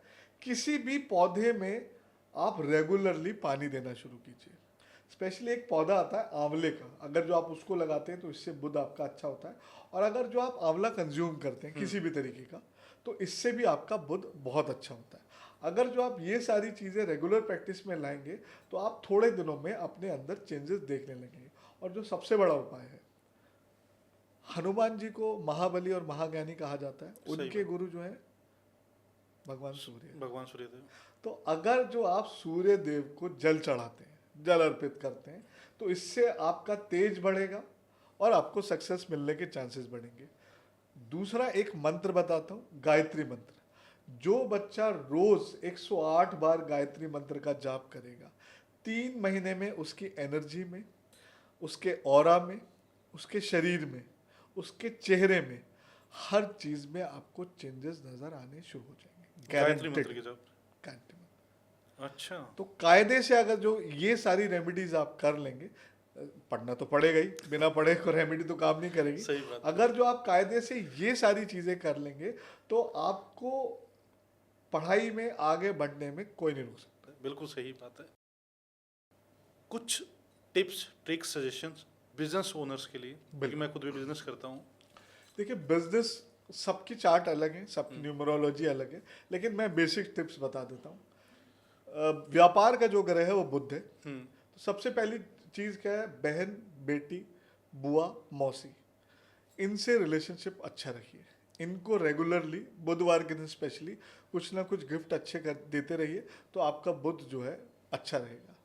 दूसरी चीज, बुध जो है वो लॉजिक का प्लैनेट है, तो अगर जो आप पजल सॉल्व करते हैं उससे आपका बुध अच्छा रहेगा। बुध को किशोर कहा गया है, तो किशोर मतलब छोटा बच्चा। अगर जो आप छोटे बच्चों को उनके साथ समय बिताते हैं, उनके साथ खेलते हैं या उनको कुछ खिलाते पिलाते हैं, उनको खुश रखते हैं, तो इससे भी बुध आपका अच्छा रहता है। अब आ जाते हैं वैदिक रेमेडीज पे। बहुत आसान सी रेमेडी। आप क्या कहते हैं, थोड़ा सा हरा मूंग की दाल होती है ना, उसको आप भिगो लीजिए मंगलवार की रात को, और बुधवार के दिन वो आप क्या कहते हैं पक्षियों को डालना शुरू कीजिए। बुध आपका धीरे धीरे राइज करना शुरू कर देगा। एक बहुत अच्छी रेमेडी, फिटकरी आप सभी जानते हैं। बिल्कुल सही बात। उससे अगर जो आप मंजन करते हैं या कुल्ला करते हैं, तो इससे भी आपका बुध जो है बहुत अच्छा होने लगता है। हरा रंग कोशिश कीजिए यूज़ करने की ज़्यादा से ज़्यादा। और एक बहुत अच्छी रेमेडी मैं आपको बताता हूँ बिजनेस के लिए। आप अपने व्यापार स्थल पे श्री सूक्तम को ज़रूर चलाइए। अच्छा। ये लक्ष्मी माता की सूक्त है।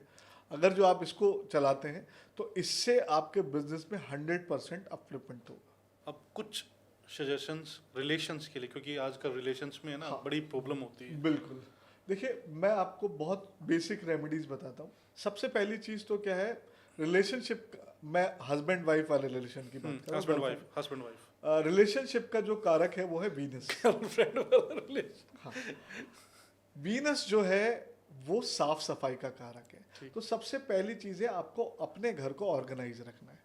कहते हैं जहाँ पे साफ सफाई नहीं होती वहाँ लक्ष्मी माता नहीं जाती। सही बात है। तो आप अपनी चीज़ों को ऑर्गेनाइज रखिए, रोज साफ सुथरे प्रेस किए हुए कपड़े पहनिए, खुशबू लगाइए और कोशिश कीजिए कि आप किसी भी तरह के कपड़े दोबारा रिपीट न करें। मतलब ऐसा नहीं आपको रोज नए खरीद के लाने, आप जब भी कपड़े पहने तो वो धुले हुए प्रेस किए हुए कपड़े पहने, चाहे आपके पास 4 ही जोड़ी हो। ठीक है। ठीक है ना, एक तो चीज़ ये।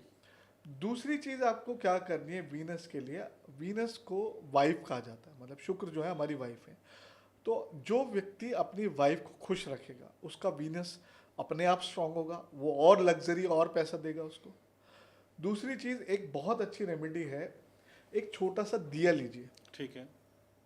उसमें 6 कपूर के टुकड़े रखिए और उस दिए को शुक्रवार की शाम के समय बेड के नीचे रख दीजिए। यूजुअली अभी क्या बॉक्स वाले बेड आते हैं तो उनके नीचे स्पेस नहीं होता, तो आप बेड के अंदर भी रख सकते हैं। ठीक है।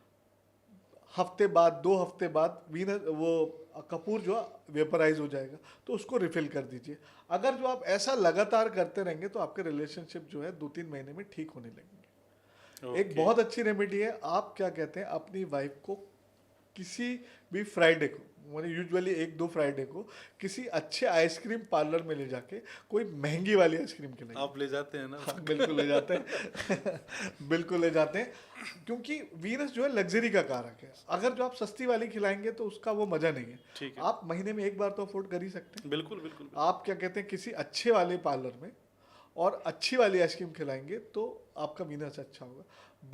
बाकी बहुत सारे मंत्र हैं, बहुत सारी चीज़ें वो चार्ट कंसल्ट करके ही बताया जा सकता। एक रेमेडी मैं और बता देता हूँ, जिन भी हस्बैंड वाइफ में बहुत ज़्यादा झगड़ा रहता है, कॉन्फ्लिक्ट रहते हैं, तो उसके लिए वो क्या करें, उड़द की दाल बनाएं, साबुत काली उड़द की दाल, और उसमें वो जो घर का नोनी की मक्खन होता है ना वाइट वाला, वो डाल के दोनों हस्बैंड वाइफ खाएं। अगर जो ये रेगुलर करने लगे ना वो फ्राइडे के दिन, तो मैं गारंटी देता हूँ 2 महीने में उनके बीच के कॉन्फ्लिक्ट जो है 90% कम हो जाएंगे। अच्छा, बहुत बढ़िया रेमेडी। ज़बरदस्त ज़बरदस्त। Thank you so much Sanjay भाई, आप आए और आपसे इतनी ढेर सारी बातें हमने की, इतनी सारी चीज़ें सीखी एस्ट्रोलॉजी से, न्यूमरोलॉजी से, और बहुत जल्द आपको दोबारा भी बुलाना है क्योंकि बहुत सारी चीज़ों पे मैंने देख लिया है, मतलब आपकी नॉलेज काफ़ी डेप्थ में है और एक पॉडकास्ट में वो सारी नॉलेज नहीं ली जा सकती। तो अगर आपको ये पॉडकास्ट अच्छा लगा तो इस पर कमेंट्स कीजिए और बहुत जल्द हम संजय साधक जी को दोबारा बुलाएंगे। अगर आप इनसे कांटेक्ट करना चाहते हैं, चाहे आप नेम करेक्शन कराना हो, सिग्नेचर का हो, मोबाइल नंबर का हो, तो संजय जी के नंबर डिस्क्रिप्शन में दे दिए जाएंगे, आप कांटेक्ट कर सकते हैं। Thank you so much Sanjay भाई आने के लिए। Thank you so much.